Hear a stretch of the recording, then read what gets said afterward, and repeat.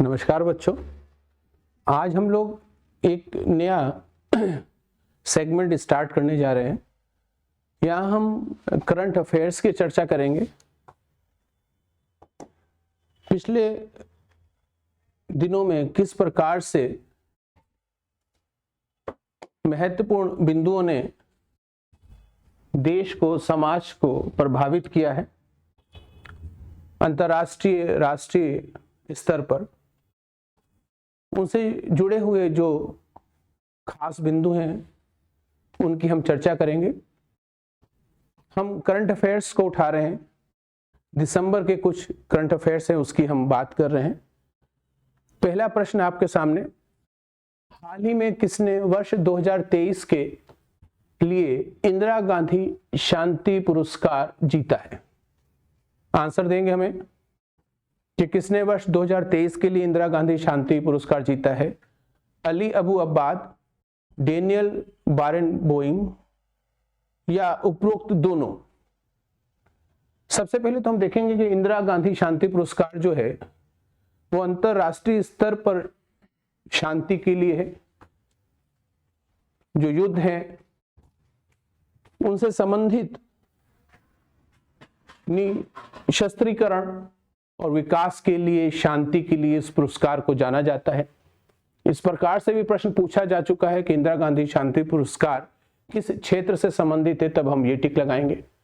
और उपरोक्त दोनों हमारा आंसर है। अभी हाल में ही आप देख रहे हैं कि किस प्रकार से इजराइल और फिलिस्तीन का जो संघर्ष रहा है, पूरा विश्व इस बात को जानता है। उस संदर्भ में हम देखते हैं तो अर्जेंटीना के डेनियल बारेनबोइम और फिलिस्तीनी अबू अबाब, इन दोनों को यह पुरस्कार दिया गया है। और स्पष्ट मैंने यहाँ पे कर दिया है कि इजराइल और फिलिस्तीन संघर्ष के अहिंसक समाधान के लिए इनके जो प्रयास थे, असाधारण योगदान था, उसके लिए ये पुरस्कार दिया गया है। ये 2023 की बात है।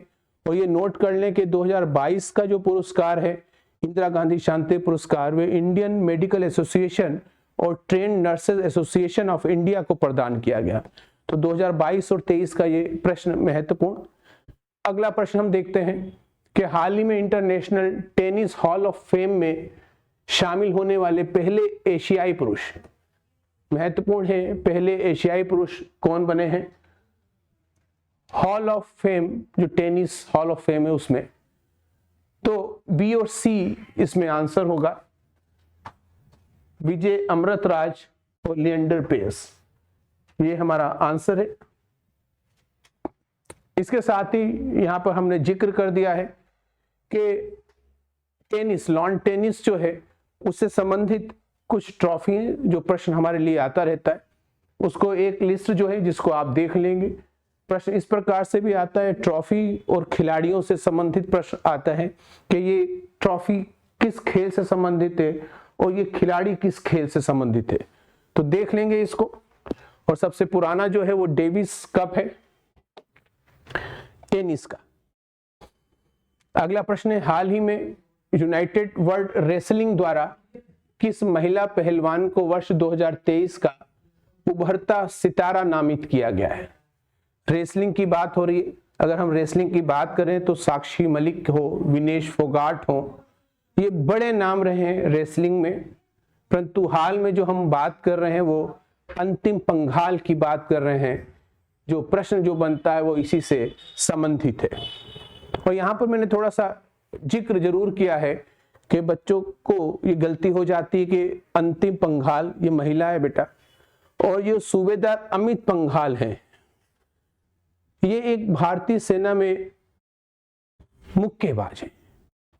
ये देखिए, और वो पहलवान है। तो ये अमित पंघाल कौन है? और 2018 एशियाई खेलों में इन्होंने स्वर्ण पदक जीता। किस खेल से संबंधित है? बॉक्सिंग से संबंधित है। इसी प्रकार साक्षी मलिक का नाम जानना जरूरी है। एक रेसलर है ये, और रियो डी जेनेरियो में जो ओलंपिक हुआ था उसमें भारत के लिए ओलंपिक पदक जीतने वाली पहली महिला पहलवान। और विनेश फोगाट की अगर हम बात करें तो ये भी रेसलर हैं, हरियाणा से हैं और एशियाई खेलों में स्वर्ण पदक जीतने वाली ये पहली भारतीय महिला पहलवान बनी है। अगला प्रश्न हम देखते हैं, प्रश्न संख्या 4। बीसीसीआई ने पूर्व भारतीय क्रिकेट कप्तान एमएस धोनी की किस जर्सी नंबर को रिटायर कर दिया है? बड़ा ही इंपॉर्टेंट प्रश्न है। आप लोग देखते होंगे कि जर्सी बनी होती है, जो खिलाड़ी खेलते हैं खास नंबर की जर्सी पहनकर खेलते हैं। और अब इस तरह से किया कि ये नंबर की जर्सी, पहले क्या होता था कि दूसरा खिलाड़ी अगर आता था तो उसको वो जर्सी दे दी जाती थी, परंतु कुछ जर्सी रिटायर कर दी गई कि वो अब कोई नहीं पहनेगा। जिसे 10 नंबर जर्सी जो इसको रिटायर कर दिया, अब 10 नंबर जर्सी सचिन पहना करते थे, अब कोई भी नहीं पहनेगा। इसी प्रकार से जो 7 नंबर जर्सी है वो जो धोनी की थी, जिसको रिटायर कर दिया गया है बच्चों। बीसीसीआई ने पूर्व भारतीय कप्तान एमएस धोनी के सम्मान में 7 नंबर की जर्सी को रिटायर कर दिया गया है। धोनी ने क्या जीता है, किस तरह से उनकी उपलब्धि, इसका मैंने जिक्र किया है। और यहाँ पर याद रखेंगे कि 10 नंबर की जर्सी जो है वो सचिन तेंदुलकर की है और जर्सी रिटायर होने का मतलब अब उस नंबर की जर्सी आने वाले किसी भी अन्य खिलाड़ी को अलॉट नहीं होगी। क्वेश्चन संख्या 5 की अगर हम बात करें, हाल ही में किस देश द्वारा प्रदत्त सेवा मुक्त किए गए जहाज आईएनएस तारमुल्गी को पुनः नौसेना में शामिल किया गया है? बताएंगे, ये प्रश्न बड़ा ही महत्वपूर्ण है। किस देश द्वारा? ये एक पूरी कहानी है थोड़ी सी कि हमने देश को दिया था, इस तरह का गिफ्ट होता है। और फिलहाल उस समय अच्छे संबंध रहे थे हमारे मालदीव से, परंतु वहां पर अगली सरकार बनी जिसके निकट संबंध है चीन से, और उन्होंने जो हमने दिया था मालवाहक जो था, उस जहाज को उन्होंने वापस कर दिया और उसे हमने अपनी सेना में पुनः जो है वो सम्मिलित कर लिया है।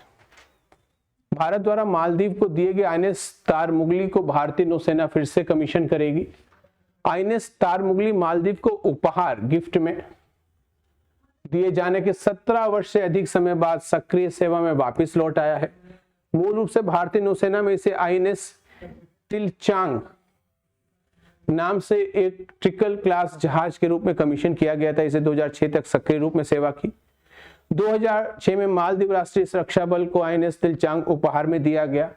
और जब इन्हें उपहार में दिया गया, इस तरह से और भी केसेस रहे कि जो हमने उपहार में दिया तो हमारा नाम दूसरा था, उन्होंने नाम चेंज किया, उन्होंने उसका नाम कर दिया हुरावी, MCGS हुरावी नाम से नामित किया। और यही जो है वो वापिस आ गया है और आईएनएस तारमुगली के नाम से हमने उसे फिर से अपने बेड़े में शामिल किया गया है। मालदीव में राष्ट्रपति मोहम्मद मुइज्जू के चुनाव के कारण राजनीतिक संबंधों में परिवर्तन आया। बिल्कुल, पहले हमारे संबंध बेहतरीन थे, परंतु इनके जीतने के बाद इनकी जो नजदीकियां हैं वो चाइना से अधिक है। इसके चलते ये पूरा जो हुआ है जहाज को लेकर, ठीक है। अगला प्रश्न है, एडीबी ने चालू वित्तीय वर्ष 2023-24 में भारत की जीडीपी वृद्धि दर का नया अनुमान कितना बताया है? बताएंगे मुझे, जल्दी से आंसर देंगे।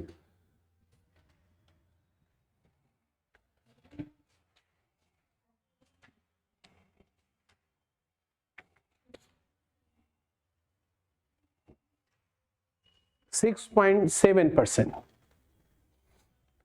एडीपी ने भारत की विकास दर के अनुमान को बढ़ाकर 6.7% किया है। एडीपी एशिया विकास बैंक, इससे पहले इसने विकास दर जो ग्रोथ बताई थी वो 6.3 बताई थी। एशिया विकास बैंक की स्थापना 1966 में हुई।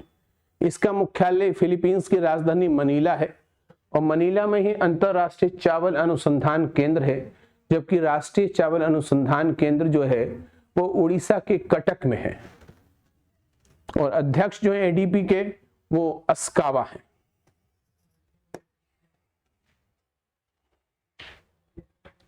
यहां पर जिक्र है कुछ महत्वपूर्ण शहर और उनके हवाई अड्डे, तो इसको जरूर बच्चे स्क्रीनशॉट ले लेंगे, नोट कर लेंगे। इस प्रकार से प्रश्न आने की संभावना है उत्तर प्रदेश पुलिस में कि हैदराबाद राजीव गांधी अंतर्राष्ट्रीय हवाई अड्डा कहां पर है? इंदिरा गांधी दिल्ली में, केम्पगोड़ा अंतर्राष्ट्रीय बेंगलोर में, नेताजी सुभाष चंद्र बोस कलकत्ता में, छत्रपति शिवाजी महाराज मुंबई में, चौधरी चरण सिंह जो है वो बच्चों लखनऊ में है, बिरसा मुंडा जनजाति बहुत फेमस नाम रहा भारत के आंदोलन में, और दावोलिम गोवा में है, डॉक्टर बाबा साहब भीमराव अम्बेडकर नागपुर में, अन्ना अंतर्राष्ट्रीय हवाई अड्डा चेन्नई में, और श्री गुरु रामदास अमृतसर स्वर्ण टेम्पल। तो इसको थोड़ा सा ध्यान रखेंगे। और इसके साथ ही आज का सेशन यहीं पर समाप्त होता है करंट अफेयर्स का। जो मैंने जिक्र किया इसको बच्चे जरूर नोट कर लेंगे, अगला सेशन कल फिर हम देखेंगे। और एक बात मैं कहना चाहूंगा, बहस और बातचीत में बड़ा फर्क है। बहस सिर्फ यह सिद्ध करती है कि कौन सही है, जबकि बातचीत यह तय करती है कि क्या सही है। इंपॉर्टेंट है बच्चों, आर्गुमेंट हमें करना है एक हद तक, परंतु हकीकत यह है कि जो आर्गुमेंट है, जो बहस है, और बातचीत में बड़ा अंतर है। और बहुत सारा समय हमारा किल होता है बहस में। इसलिए हमारा नतीजा क्या है कि यह तय करें हम कि क्या सही है क्या गलत है, और हकीकत में जो सही है उस मुद्दे पर बात की जाए, ना कि अपने आप को जीतने के लिए, हम अपनी बात को सिद्ध करने के लिए, निरर्थक बातों को जस्टिफाई करने के लिए एक बिना मतलब की टाइम को किल करने वाली बहस में फंस जाएं। इसके साथ ही आज का सेशन यहीं समाप्त होता है। नमस्कार।